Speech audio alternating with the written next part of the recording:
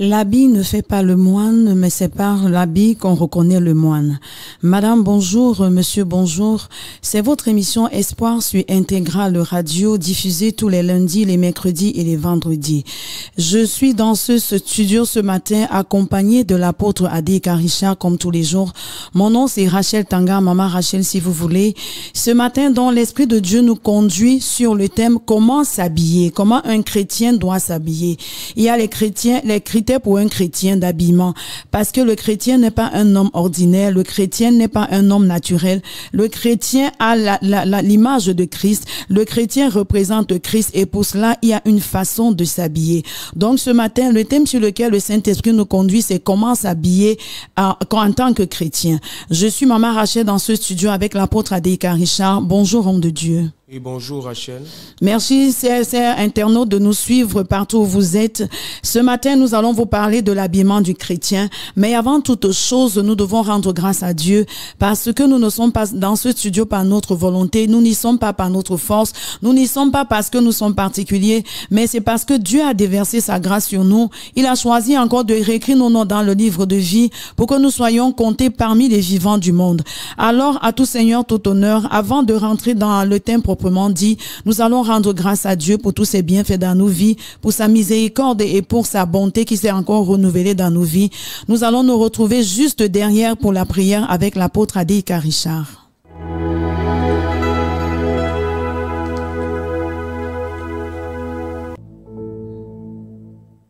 Père, je te rends grâce au nom de Jésus pour ce message spécial que tu donnes ce matin. Et dis merci Père, parce que tu nous as permis Père de voir ce matin au nom de Jésus. Amen. Il y a plusieurs Pères qui ne sont pas levés ce matin.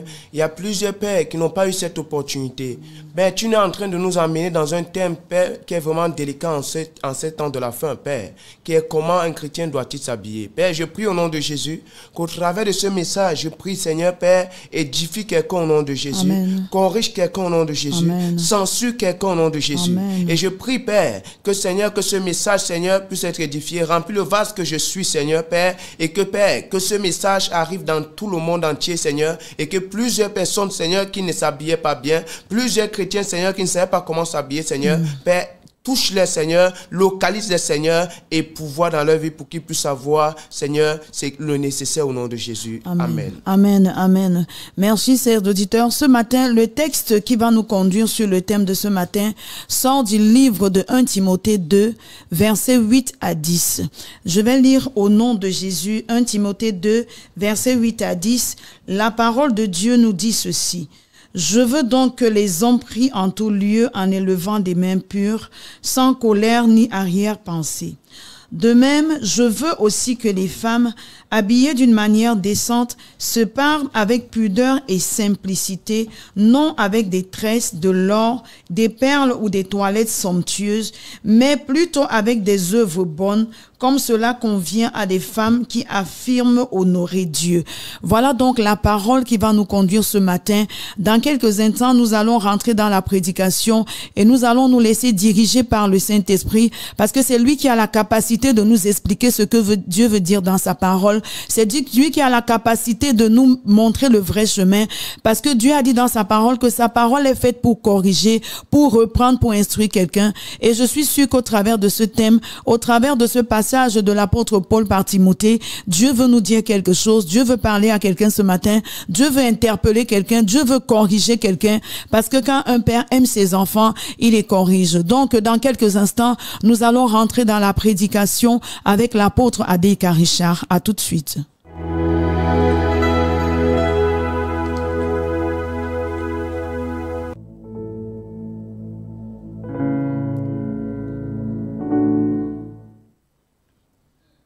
Je rends vraiment grâce au Seigneur pour ce thème que le Saint-Esprit a voulu que nous partageons ce matin. Et je dis merci au Saint-Esprit parce qu'il est le moteur de l'Église. Il est le moteur de nos vies. Il est celui-là qui touche les cœurs. Il est celui-là qui permet en sorte que nous puissions arriver à notre but, à accomplir notre mission. Amen. Ce matin, nous sommes en train de voir le thème qui est intitulé « Comment un chrétien doit s'habiller ». Bien-aimé, c'est un thème vraiment inquiétant dans la société. C'est un thème vraiment qui doit revenir de temps en temps. Pourquoi? Parce que La parole de Dieu nous fait comprendre ceci que dans 1 Timothée chapitre 2, verset 8 à 9, ceci, verset 8 à 10, que je veux donc que les hommes prient en tout lieu, en élevant les mains pures, sans colère ni arrière-pensée. Nous voyons que Dieu, la volonté de Dieu est ceci, que il faut que nous prions en tout lieu, amen, en tout lieu, et que nous les élevons les mains vers le ciel, mais que ces mains soient pures, et que nous puissions pas avoir de la colère ni arrière-pensée. Bien-aimés, il est important de prier. Amen. Amen. Il est important d'élever les mains pures vers le Seigneur et de ne pas être en colère et de ne pas avoir d'arrière-pensée. Et il continue, il ne s'arrête pas là, il continue au verset 9. Demain, je veux aussi que les femmes habillées d'une manière décente se parent avec pudeur et simplicité, non avec des tresses, de l'or, de perles ou des toilettes somptueuses, mais plutôt avec des œuvres bonnes, comme cela convient à des femmes qui affirment honorer Dieu. Bien-aimés, nous voyons ici que la volonté de Dieu, ici c'est homme avec grand H, qui concerne le sexe masculin, le sexe féminin. La volonté de Dieu, c'est que nous prions. Il est vraiment important de prier. Amen. La volonté de Dieu, c'est de lever les mains vers le Seigneur, les mains pures vers le Seigneur, et de ne pas être en colère ni arrière-pensée. Mais homme de Dieu, je voudrais vous arrêter un peu. Il y a un mot qui m'intéresse, ou deux. Dieu dit élever les mains pures. Est-ce qu'on peut savoir exactement pourquoi il dit d'élever les mains pures et qu'est-ce que cela signifie au fond? Oui, pourquoi le Seigneur demande d'élever les mains pures vers lui? Pourquoi? Parce que le fait d'élever les mains vers le Seigneur, ça veut dire je m'abandonne à toi. Amen. Je me soumets à toi. Je me soumets à toi et je viens comme un homme désespéré, une femme désespérée pour te montrer mon problème. Amen. Amen. Vous pouvez continuer, homme de Dieu. Oui. Moi, j'avais cette préoccupation. Et maintenant, il ne s'arrête pas là. Il dit ceci que il mentionne aussi la femme. Parce que quand il commence, la parole de Dieu commence dans verset 8. La parole de Dieu dit ceci, que je veux donc que les hommes prient en tout lieu, en élevant les mains pures et sans colère ni arrière-pensée. Mais il ne s'arrête pas là. Homme là-bas n'est pas homme en petit H. Homme là-bas est en grand H. Pourquoi? Parce que Dieu est en train d'interpeller les hommes et les femmes. Et il continue, il s'adresse encore particulièrement aux femmes en disant ceci, que la femme, il dit aussi, de même, je veux aussi que les femmes habillées d'une manière décente. Yes. Bien aimés, nous voyons aujourd'hui même dans nos églises, nous voyons aujourd'hui même dans la société, comment plusieurs personnes, aujourd'hui, la majorité des personnes, je peux aussi dire qu'il y a des hommes qui s'habillent bien, mais les hommes font aussi déjà autant d'efforts. Mais nous voyons aujourd'hui que les femmes reçoivent ce genre de messages, mais ils ne font pas les efforts. C'est pour ça que l'apôtre Paul peut le dire, que il faut que nous sachions ceci, que toutes les femmes, pourquoi la parole de Dieu fait mention surtout aux femmes? Amen. Pourquoi la parole de Dieu appuie juste sur les femmes? Pourquoi? Parce que la parole de Dieu nous fait comprendre que les femmes, amen, que toutes les femmes doivent s'habiller d'une manière décente. Qu'est-ce qu'on comprend du mot d'une manière décente? Bien aimé, nous devons savoir que quand la parole de Dieu dit ceci, une manière décente, ça veut dire ceci, que la femme, ou comme l'homme, doit s'habiller d'une manière décente. Mais surtout la femme, parce que nous sommes en train de voir ici la femme, une femme chrétienne, un homme chrétien. Mais nous sommes en train de voir ici plus sur la femme. Une femme chrétienne, comment doit-il s'habiller? Comment doit-elle s'habiller? Bien aimé, la femme chrétienne, amen, est une femme vertueuse. La femme chrétienne est une femme de valeur. Bien aimé, lorsque tu es une femme et que tu exposes tout ton corps à l'extérieur, tu exposes ta poitrine, tu exposes tes cuisses, tu exposes tout ton corps à l'extérieur, qu'est-ce que tu vas encore garder pour ton mari? C'est pour ça que la parole de Dieu déclare que la femme doit s'habiller d'une manière décente. Pour comment? Nous devons savoir ceci, que la façon que la femme s'habille, si elle s'habille d'une manière qui n'est pas décente, elle sera un objet de séduction pour les frères et de destruction même pour plusieurs personnes. Donc nous devons savoir ceci, que la parole de Dieu nous interpelle, que la femme chrétienne doit savoir qu'elle doit s'habiller d'une manière décente. Quand on parle d'une manière décente, on ne parle pas d'avoir un accouplement de vieille mère, d'avoir un accouplement de vieille femme, mais de suivre la mode, mais de façon décente. La mode peut nous appeler pour nous amener à vouloir s'habiller avec les mini. La mode peut nous amener à vouloir s'habiller avec des décostés, avec des hauts qui ont de dos ouverts. Mais nous, en tant que chrétiens, nous sommes des modèles. Nous sommes des gens qui sont des ambassadeurs. Nous sommes des gens qui sont des co-héritiers de Christ. Nous sommes des gens que le monde regarde pour pouvoir changer. Bien-aimé, la question que je vais poser, c'est quoi? C'est que comment toi, homme ou femme, disant je suis chrétien, disant je suis un modèle, disant je suis héritier de Dieu, disant je suis co-héritier de Christ, disant je suis ambassadeur, disant je sais Dieu, comment peux-tu te sentir à l'aise ayant en toi l'esprit d'excellence, ayant en toi l'Esprit Saint? Comment peux-tu te sentir à l'aise dans un vêtement, dans un accouplement qui n'est pas décent? Mais homme de Dieu, je voudrais vous arrêter un peu parce que la parole de Dieu, est-ce que c'est parce que les chrétiens n'ont pas compris la profondeur du mot chrétien? Ou alors ceux qui se disent chrétiens ne savent pas exactement ce que veut dire chrétien? Parce que la parole nous fait savoir que le mot chrétien est venu de ce que ceux qui ne croyaient pas voyaient les autres faire et ils voyaient l'image de Christ et ils ont dit ces gens sont les chrétiens parce qu'ils font comme Christ. Alors la question que je voudrais poser, comment quelqu'un peut être conscient qu'il est comme Christ? Encore que Dieu a dit faisons l'homme à notre image, à notre ressemblance. Alors qu'est-ce qui fait que quelqu'un ressemble à Dieu? Quelqu'un a l'image de Dieu, quelqu'un porte la marque de Dieu, mais ne comprend pas que quand on porte la marque de Dieu, il y a les principes à suivre. Oui, bien aimé. Oui, Rachel, exactement, il y a des principes à suivre. Je prends l'exemple sur moi en tant que jeune garçon que je suis.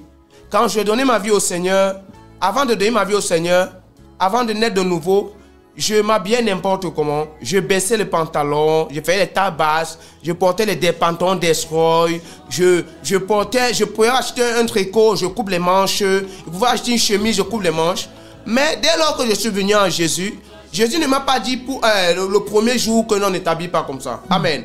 Ce qui m'a amené à changer, c'est quoi? C'est parce que quand j'ai vu des frères dans la communauté, quand j'ai vu le berger qui est le pasteur s'habiller d'une façon décente, les frères s'habiller d'une façon décente, je me suis posé la question, je me suis interrogé que si les frères s'habillent comme ça, amen, ça veut dire que je dois suivre le même rythme. Si je veux aussi, si je veux être un modèle, si je veux être un chrétien comme eux, je dois suivre le même rythme. Et lorsque j'ai commencé à suivre le même rythme, je me suis rendu compte aussi que à force de suivre le même rythme et d'être baptisé du Saint-Esprit, le Saint-Esprit à moi a commencé à me dire, à me conduire. Et en me conduisant, le Saint-Esprit ne me conduisait pas uniquement pour me dire là où je dois partir, mais il me conduisait aussi sur le vêtement que je dois porter. Je me voyais un moment où j'avais un manque de vêtements et je voyais que ce que j'avais face à moi, c'était des vêtements que je portais avant de connaître Christ. Et j'ai essayé de porter un jour ce vêtement et le Saint-Esprit témoigne à moi, le Saint-Esprit témoigne à moi et je me sens mal à l'aise en portant ce vêtement. Et je me pose la question, et le Saint-Esprit me pose la question que si c'était toi, le Saint-Esprit, est-ce que tu aurais porté ce vêtement? Je dis non. Non, et je me suis senti mal à l'aise, j'ai retiré ce vêtement et j'ai porté un autre vêtement plus décent. Et à partir de ce moment-là, j'ai eu la paix. Donc, ça veut dire qu'il y a un problème qui part à partir de la base dans nos familles, l'éducation que nous avons reçue, un autre gros problème qui est à l'église. Parce que ces personnes qui ne s'habillent pas bien viennent à l'église, les pasteurs prient pour eux, ils ont les premières places. Est-ce que ce n'est pas une catastrophe qu'on est en train de créer? Parce que je pense que la parole de Dieu nous dit qu'elle est faite pour enseigner, pour corriger. Alors si on veut corriger seulement par la parole et ne pas corriger l'apparence de la personne, évidemment on n'est pas en train d'aider la personne. Et on se rend compte que forcément les gens se perdent. Les gens font n'importe quoi. Est-ce que ce n'est pas aussi une responsabilité du berger ou alors des personnes qui entourent le berger, les personnes chargées de l'éducation, du protocole, de l'administration qui doivent veiller sur un certain nombre de choses pour que ceux qui sont à l'extérieur voient qu'il y a une différence entre eux et ceux qui sont en train d'aller à l'église et qui se disent chrétiens. Oui, exactement. Le problème qu'on a aujourd'hui dans nos communautés et dans la société, c'est quoi? C'est que on ne fait plus mention de l'habillement chrétien. Comment un chrétien doit se vêtir. On se rassure seulement, non, comme la parole de Dieu a dit que la femme doit plutôt avoir des œuvres bonnes.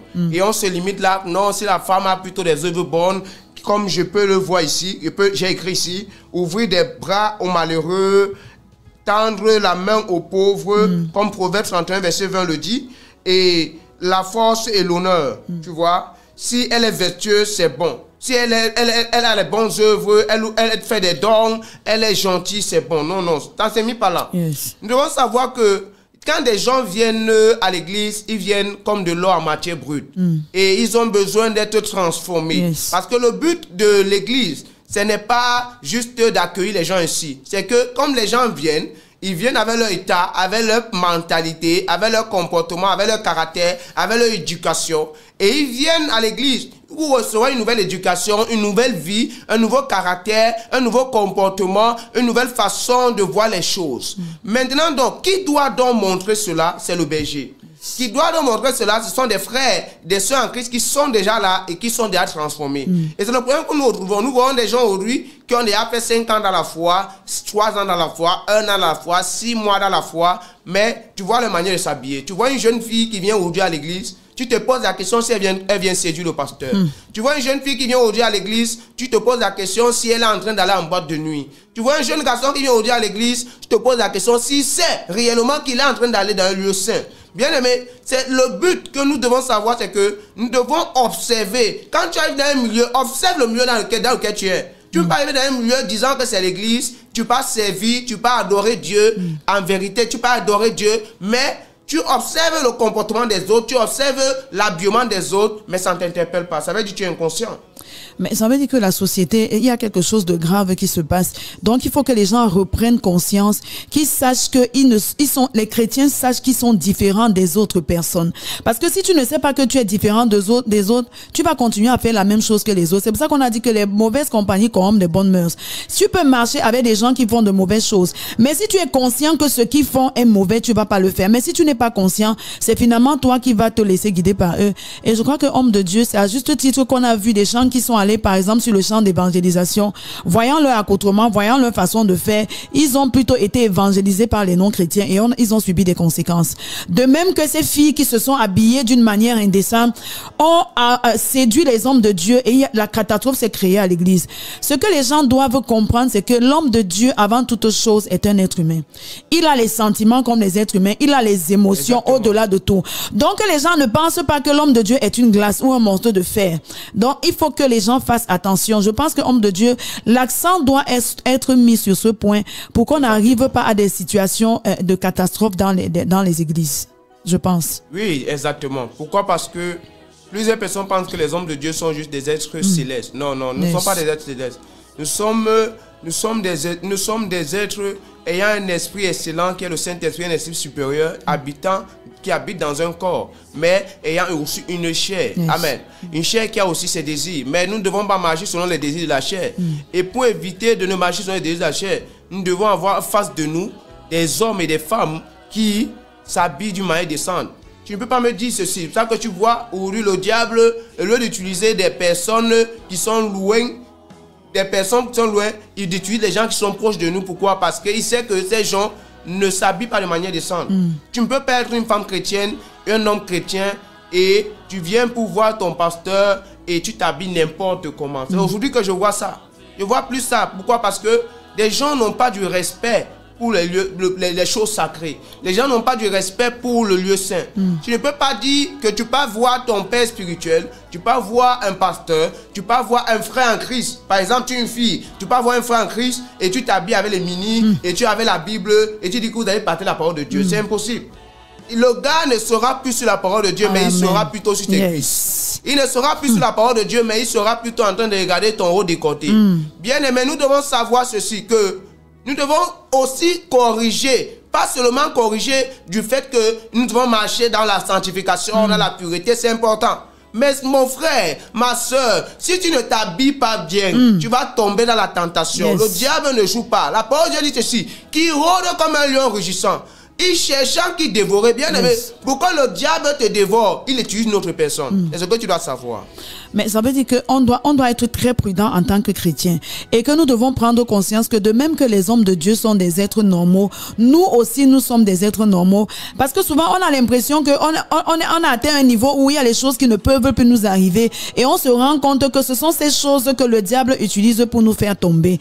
Donc je pense qu'il faut qu'on prenne conscience de notre habillement, de notre façon de nous présenter devant les gens. Mais aujourd'hui on se rend compte, hommes de Dieu, qu'il y a les hommes de Dieu qui apprécient ces habillements que ces jeunes filles mettent à l'église. Alors moi, la question que je voudrais me poser, est-ce qu'ils sont conscients que au-delà de tout, ils sont non seulement des êtres humains et qu'ils sont vulnérables comme tous les autres? Parce que j'ai l'impression qu'ils croient qu'ils sont des robots et que tu peux faire n'importe quoi devant eux et ça ne va pas les toucher. Mais on a vu les hommes de Dieu, les églises qui ont fermé à cause de ces catastrophes. Alors vous, aujourd'hui, en tant qu'homme de Dieu, avec un ministère, qu'est-ce que vous pouvez dire aux chrétiens? Qu'est-ce que vous pouvez dire aux gens qui vous suivent, aux internautes, parce qu'ils sont nombreux, qui vont dans différentes églises? Et moi, j'aime souvent dire que la foule ne me plaît pas. La foule ne me plaît pas parce que dans la foule, tu ne contrôles personne. J'aime avoir quelques personnes devant moi, être sûr que ce que je leur communique rentre au plus profond de leur cœur et ils sont à même de mettre ça en pratique. Or, donc aujourd'hui, en tant qu'homme de Dieu, quelle est la stratégie que vous pouvez mettre en place pour que les chrétiens comprennent qu'ils sont différents des autres dans leur façon de faire, dans leur façon de s'habiller et dans leur façon d'agir? Donc la stratégie qu'il faut d'abord mettre en place, c'est premièrement, la foule n'est pas une inquiétude. Tu peux avoir la foule, mais tous écoutent la parole de Dieu, écoutent le message et ils soient transformés.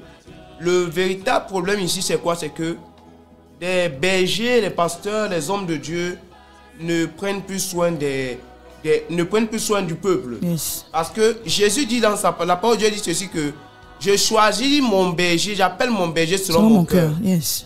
Donc tu ne peux pas te lever un jour, tu dis tu es berger de l'Éternel. Tu ne peux pas te lever un jour, tu dis que tu es pasteur, tu es apôtre, tu es bishop, tu es prophète. Non, ça ne se fait pas comme ça. C'est de nos jours que nous voyons ça. C'est pour ça que nous voyons que au fur et à mesure où ces choses ne font que se produire, tout le monde veut se lever, nous voyons de la catastrophe, du scandale. C'est pour ça que nous pouvons aujourd'hui voir dans la société comment d'autres personnes confondent. Non, comme l'autre a fait, ça va dire que l'autre est aussi pareil. Non, l'autre n'est pas pareil. Donc, comment faire pour corriger cette erreur et pour faire en sorte que les chrétiens puissent bien s'habiller, plus s'habiller de manière décente, plus être des exemples au niveau de l'habillement. C'est la première chose à faire, c'est organiser un séminaire dessus. Amen. Yes. Organiser un séminaire dessus et des ateliers, regrouper les jeunes, les gens de plusieurs types d'âge, les regrouper et de faire un atelier sur le thème qui a été prêché dans le séminaire. Pour que chaque personne soit avec une idée et soit en conclusion que nous, on doit bien s'habiller. Et deuxième chose à faire, c'est qu'en tant que leader, en tant que berger, nous devons savoir ceci, que le peuple nous regarde, le monde nous regarde, la société nous regarde, nos familles nous regardent. La façon que tu t'habilles peut influencer quelqu'un, mon frère. La façon que tu t'habilles, ma soeur, peut influencer quelqu'un. Donc, tu dois veiller sur ton habillement, tu dois veiller sur la façon dont tu te vêtis. Yes. Bien aimé, même quand je sors du matin pour aller acheter le pain à la boutique, je dois veiller. Yes. Mais nous voyons aujourd'hui nos jeunes filles, sœurs chrétiennes, ils sortent le matin pour acheter le pain à la boutique. Tu vois le matelot qu'ils ont porté. Il dit non, c'est juste l'habit de la maison. Il n'y a pas l'habit de la maison, mon frère. Même à la maison, tu dois bien t'habiller. Tu ne sais pas si ton pasteur peut arriver à la maison. Tu ne sais pas si un frère que tu dois gagner en Christ peut arriver à la maison. Ça que, en tant que pasteur, ça doit d'abord commencer chez nous, les pasteurs, de savoir bien s'habiller. Aujourd'hui que je vois plusieurs personnes qui disent qu'ils sont des ministres de Dieu, mais ils s'habillent n'importe comment. Est-ce que nous avons déjà vu un ministre de ce gouvernement camerounais s'habiller n'importe comment? Ou s'asseoir n'importe où pour manger? Jamais. Donc nous sommes des ministres et nous devons vivre comme des ministres, nous devons marcher comme des ministres, nous devons s'habiller comme des ministres. Amen. Amen, chers internautes, auditeurs, je sais que ce matin, vous avez été bénis parce que Dieu a dit dans sa parole que sa parole ne sort jamais en vain. Quand la parole de Dieu sort, c'est pour accomplir un but. Et je sais que la parole de Dieu a accompli un but dans la vie de quelqu'un ce matin. La parole de Dieu a parlé à quelqu'un. La parole de Dieu a édifié quelqu'un. La parole de Dieu a corrigé quelqu'un. La parole de Dieu a enseigné quelqu'un. Bien-aimé, je sais que ce message n'est pas tombé dans les oreilles des sourds. Je suis contente que vous l'ayez suivi. Je souhaite que vous le reçuiez, que vous le réécoutez. Parce que la parole de Dieu ne s'écoute pas une seule fois. Quand tu écoutes une seule fois, tu as l'impression que tu as compris. Tu n'as pas compris. Le message doit être écouté, réécouté. Il y aura toujours quelque chose, un mot qui va glisser que tu n'avais pas compris à la première écoute. Il y a un deuxième mot qui t'aura échappé. C'est en écoutant plusieurs fois que tu vas te rendre compte que c'est à toi qu'on parlait réellement. Parce que notre problème, c'est que quand la parole de Dieu sort, on dit, ah, c'est pour mon voisin que j'ai laissé à la maison. Ah, on parle de ma sœur là. Le matin, même quand je partais, je lui ai dit ce que tu fais. Non, Dieu s'adresse à la personne qui est présente. Dieu s'adresse à la personne qui écoute. C'est toi qui écoutes, c'est toi qui es présent, qui transmet le message aux autres. Donc ce matin, je suis sûre que vous avez été bénis. Je remercie l'homme de Dieu pour la révélation qui lui a été donnée par le Saint-Esprit. Et nous allons conclure en prière, homme de Dieu. Oui, je vais prier maintenant pour tous ceux qui ont écouté ce message et qui ont à cœur de changer, d'être transformés. Amen. Parce que le plus important, ce n'est pas d'assister à la réunion, mais c'est de prendre une décision. Père, je te rends grâce au nom de Jésus. Amen. Je bénis ton Saint-Nom, Père, pour toutes ces personnes, Père, qui regardent, qui ont écouté cette émission. Espoir. Je prie, Père, que tu localises quelqu'un au nom de Jésus. Amen.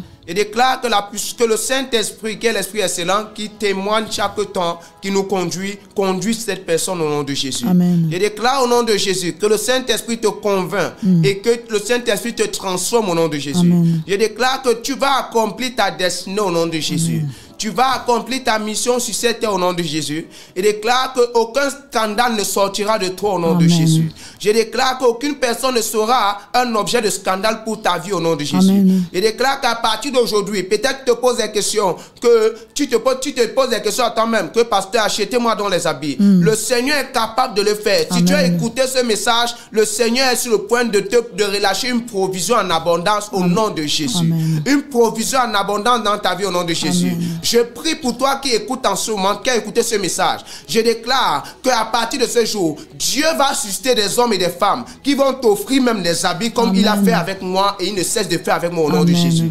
Je déclare au nom de Jésus-Christ, Père, convainc cette personne, guéris cette personne qui est malade, guéris cette femme qui est sur le point d'aller être opérée maintenant au nom de Jésus. Amen. Guéris cet homme qui est sur le point, qui a le VIH au nom de Jésus. Amen. Et déclare au nom puissant de Christ que la puissance du Saint-Esprit te localise au nom de Jésus. Amen. Que l'onction du Saint-Esprit te localise au nom de Jésus-Christ. Amen, amen. Amen, amen. Merci infiniment. Merci à vous. Je sais que quelqu'un a été béni. Nous vous donnons rendez-vous mercredi et nous vous disons que si vous avez des préoccupations, si vous avez un sujet de prière, je ne sais pas dans quelle situation tu te trouves et que tu as besoin d'aide, de soutien, les numéros de téléphone sont affichés. Ils sont le 6 94 27 90 40, le 6 77 03 73 13. J'ai été béni d'être parmi vous et à très vite.